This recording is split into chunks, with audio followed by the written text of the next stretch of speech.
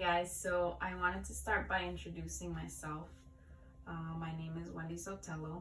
Some of you guys know me personally, and if you don't, then you're missing out. Nah, just kidding.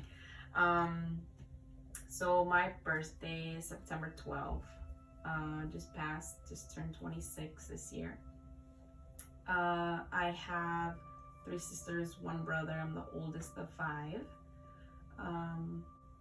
My parents are Mexican, so I have Mexican roots.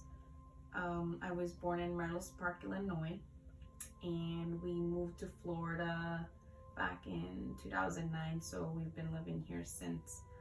The weather's amazing, minus the hurricanes, but whatever. I don't know if you guys have watched my previous video, but the purpose of my YouTube channel is to eliminate the stigma with mental health, especially in the Hispanic culture. Mental health is non-existent in most, if not all, Hispanic cultures, especially in the Mexican culture. Today's Wendy Wisdom Wednesday. Say that 5 times fast. So we'll be talking about the elimination of stigma. So I want to start with something that I wrote a couple weeks ago. Maybe it was last week. Many of us are wounded, but the wounds cannot be seen, like a knee or elbow scrape. The wounds are not visible to the world, and at times nor to the wounded one. I was wounded for a long time, perhaps most of my life. Yet I did not realize my wounds until one day I said to myself, okay, this is enough sadness, and this is enough madness. I have to do something different to make this inheritance cease. My parents raised me the best they could. I cannot blame nor resent them for it. For they could only use whatever tools their parents passed on to them. Coming from generations of alcohol, physical and mental abuse, not many civilized tools were available. During my upbringing, character depletion was a big theme. Therefore, the day I needed to heal my wounds, I did not feel worthy of healing. I felt destined to live under a rainy cloud. Part of the healing process constitutes knowing that we are all worthy of happiness. We are all worthy of love, light, freedom, understanding, warmth, growth, and closing our wounds. I know for many of us, especially in the Mexican culture, we are taught to be tough.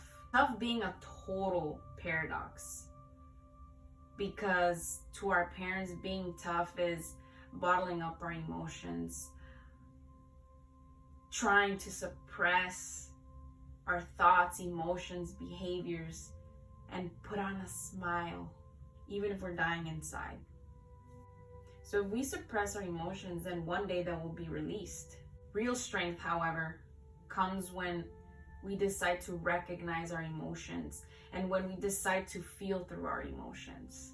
It's okay not to be okay sometimes. However, we cannot stay stuck in whatever emotion it is that we're feeling. Acknowledge the emotion, feel through it, and let it go. Now, I'm not sure if you're familiar with the concept of emotional intelligence, but it is very important that us humans become more fluent in it. Emotional intelligence is the ability to identify and manage one's own emotions and those emotions of the people around us. Let me give an example of a possible neglect of self. Now, think back to your school days when you had like 7 different classes. That's 7 different teaching styles because all your teachers had different systems. Then on top of that, you have classwork, homework. You have to study for tests, not just for the ones in class, but maybe state tests. And if you were in sports, then you had practice and you had games.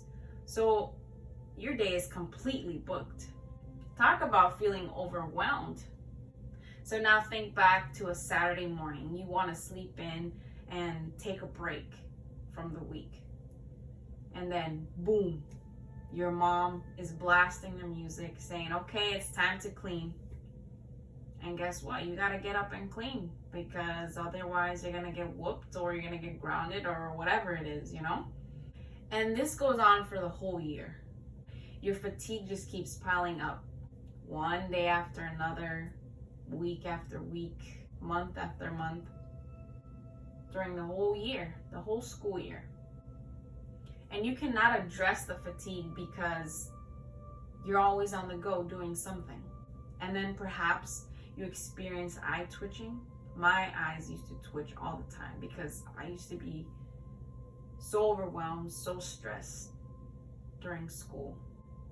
Or you may experience headaches or trouble sleeping, or you fall asleep in class and then you fall back in the classwork, or maybe get assigned to detention because you fell asleep. The point is, if we were self-aware, if we were taught to be self-aware, we would recognize when our mind and body had enough and it's time to take a break.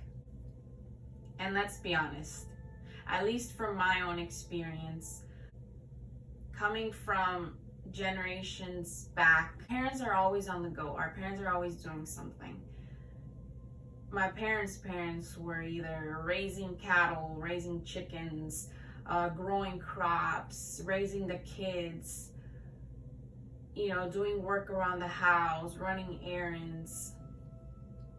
There was always something to do. But maybe it was just a high-functioning anxiety ritual per se. Because when you're busy and you're always on the go, you can't really address what you're feeling or what you're thinking, because you're always doing something. So you don't have time for introspection. And we can't sit here and point fingers and blame our parents for how they raised us. We just have to acknowledge that there's something wrong with this system per se. We have to take accountability and we have to take the initiative to redesign our DNA.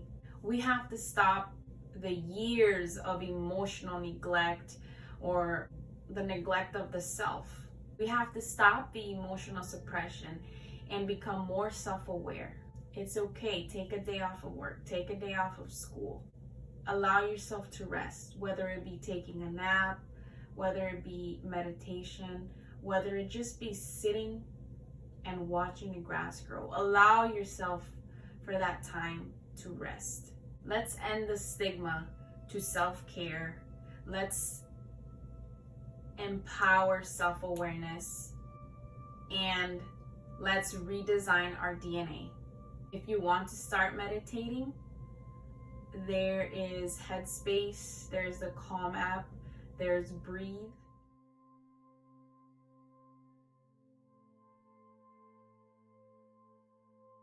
Or you can simply go on YouTube and search guided meditation.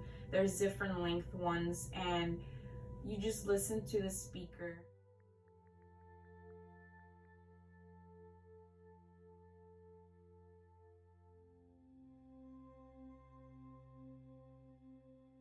And that's how you start. And then later on, you can just have relaxing sounds like rain or the waves or what have you.